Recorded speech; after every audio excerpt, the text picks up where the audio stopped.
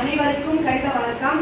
பார்க்க போறது பயிற்சி 3-9 ஆறாவது கணக்கு பார்க்க போறோம்.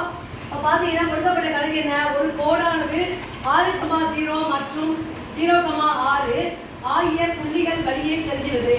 மற்றொரு கோடானது -3,0 மற்றும் 0,-3 வழியாக செல்கிறது எனில் இவற்றுள் எந்தெந்த புள்ளிகளை இணைத்தால் ஒரு சரிவகம் கிடைக்கும் அப்படின்னு சொல்லி கொடுத்துருக்காங்க. ரெண்டு புள்ளிகள் ஜோடிகள் கொடுத்துருக்காங்க.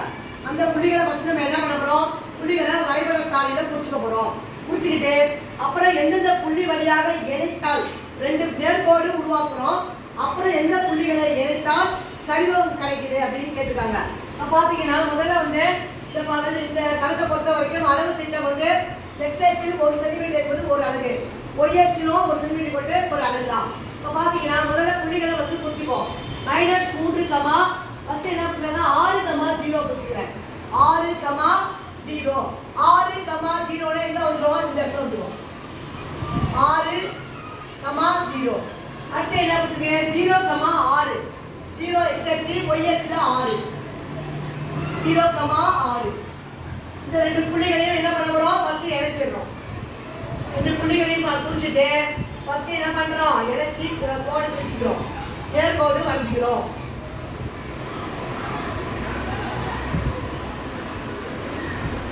அடுத்து பாருங்க, அடுத்த புள்ளிகள் என்ன இருக்கு, -3 0 எக்ஸ் அச்சுல -3 இந்த இடத்துல குறிச்சிக்கிறோம். -3,0. அடுத்து 0,-3 0,-3 இந்த இடத்துல குறிச்சிக்கிறோம்.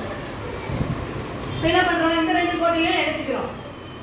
இந்த ரெண்டு கோட்டையும் ஸ்கேலை வச்சு நம்ம என்ன பண்றோம், நேர்கோடு வரைஞ்சிக்கிறோம். இப்போ வரைஞ்சிட்டோமா, இப்போ என்ன செய்யறோம், எந்தெந்த புள்ளிகளை இணைத்தால் சரிவகம் கிடைக்குதுன்னு கேட்காங்க.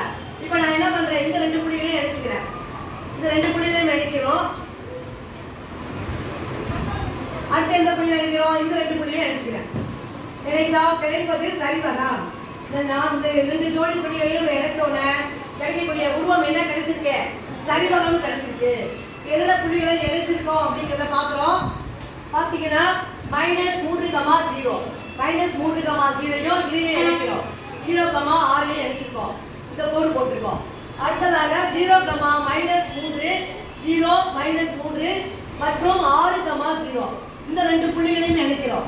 இணைக்கிறப்ப நமக்கு கிடைக்கக்கூடிய உருவம் சரிவகம். புரிஞ்சுக்கலாம் எல்லாரும்.